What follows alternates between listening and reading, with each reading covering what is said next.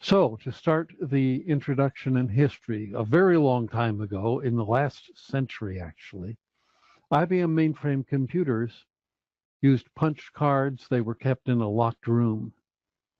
In the beginning, they only ran literally only one program at a time, and they felt it was a major accomplishment when we stepped up and we could run 3 or 4 programs at a time.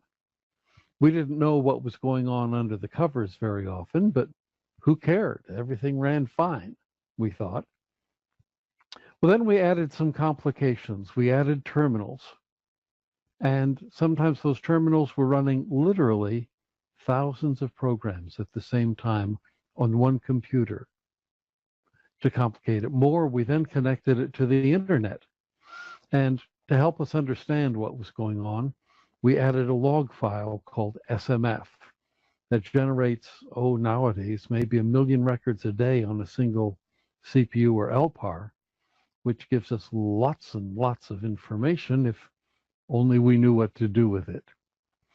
Well, we wrote lots of programs to read the SMF data, and the more the volume and the volume of records and the volume of data in the records, IBM kept adding new fields, new information, and even new record types. Now, back in those days, most shops had a stable of technically knowledgeable, very highly trained technicians who understood the internals, the hardware and the software of the mainframe. And they also knew a history, not only of how things had developed over time in general, but also how things had developed in your organization. We also had hardware and software monitoring tools that would measure the computer as it ran. The hardware tools were like a collection of voltmeters, and you would literally connect the cables to the circuit boards of the computer to measure things like CPU busy, or for a disk drive when it was reading data and when it was seeking, and things like that. So we use the SMF log data and some of the monitoring data sometimes for a large variety of management controls. And this isn't just to make the auditors happy. These are tools that let managers do a good job of managing a data center. We use the SMF log data for capacity planning, for response time analysis and service level agreements. If we promise someone 5-second response time, we wanted to be able to report what we actually delivered. An incredibly important function here was problem management, recognizing when there was a problem with any production batch job, with any hardware, with any software, with the environment, finding out immediately what problems were occurring as they happened or almost immediately afterwards. Let us deal with them and manage problems overall. But there's a lot of information you can get from the SMF data that lets you analyze what you're doing and reduce your overall cost. And last but certainly not least, security and audit information from the SMF data allowed us to produce reports on security and audit. And sometimes what we did was we said, well, what would be useful information? Tell me about every violation that occurred. And so we'd get a report that would have thousands of violations a day, and we wouldn't know what to do with them, but we'd get the report. It would show up every morning at 9 o'clock, and there we had it. So the SMF reports were sometimes considered a day late because usually it took an overnight processing to copy the data and make the reports. But sometimes they were so voluminous, there was so much data, and it wasn't organized on an exception basis or a trend analysis. It was just listings. No one read them, no one understood them, and no one cared about them. Well, we complicated things even more then. We added security software, RACF, ACF2, or Top Secret, and then our mainframe technical staff, these people who'd been holding everything together with their deep technical knowledge and their memory of how things had developed in the organization, they started retiring, and because of budget crunches and other reasons, we didn't replace them.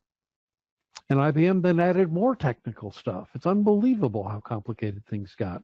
They added Unix, USS to the mainframe. On top of that, they added TCP/IP. Then they added MQ series for message queuing in financial institutions. They added Policy Agent, the firewall for TCP/IP, and the distributed data facility to talk to DB2. And then this blows the distributed people away. Java talking to CICS, because you can run Java on the mainframe. You can do almost anything on the mainframe. It got more complicated, and then we partitioned CPUs into LPARs, and we combined them into sysplexes. Couldn't have gotten any more complicated. And about this time, the auditors came by. And the way they would audit us was they would compare what we had in our shop.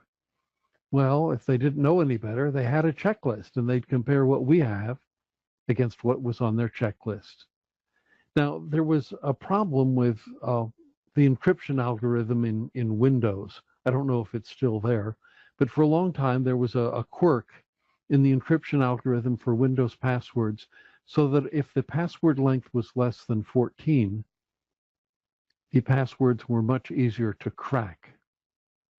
So some auditor came up with the idea that passwords should have a minimum length of 14, and of course uppercase and lowercase and all sorts of things.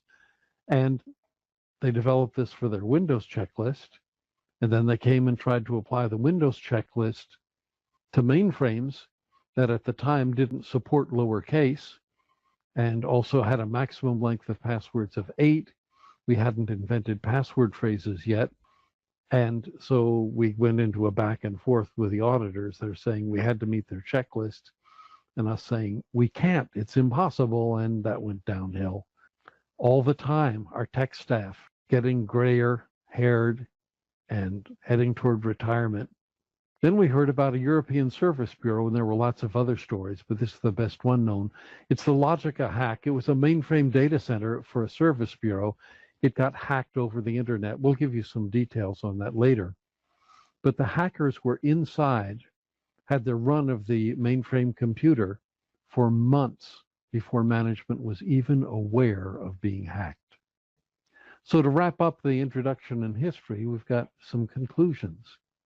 We need to develop our own security standards to compare against. If we don't develop our own and make them our own policy and standard, then the auditors are going to use their own checklists to audit us against. Also, we'll find that if we don't develop our own checklists, we can't use them for our own management controls. More and more, things have gotten more technical, and our technical staff is thinned out. We need help in addressing all of these technical issues. With the volume of data and the complications of the technology, we need better data collection and reporting so that we know what's going on under the hood, and we have to make this happen while our mainframe tech staff is thinning out. Now, we need a starting point for all this. If you took a new hire or even an experienced mainframe person and said, okay, figure out what reporting we need, and his first question likely will be, well, what are the purposes of the reporting? And that could be a long discussion right there. We need a starting point. For security and audit in particular, we need someone to say, well, here's a starting point. Here's a checklist you could use as a guideline and use this and tailor it. Now, we'd want an easy way to be able to tailor it so that we can say, but in our shop, this is what we do and this is why we do it. So we need someone to hand us a starting point. We also need the ability to modify it and tailor it easily. Once we have this standard and are modifying it to suit our own situation and making it our official policy, so when the auditors come by, we can say, this is our policy. We expect you to use this, not your Windows policy, when you audit us. But we need an automated method to compare actual settings to the baseline standard. You can't do this by hand. It's too much data. There's too much going on. And we want this information immediately. If you get a report the next day that someone's been hacking in your system, it's too late. The check will have cleared. And so you really want to find out when it's starting to happen or as it's happening. And again, we need automated tools for that.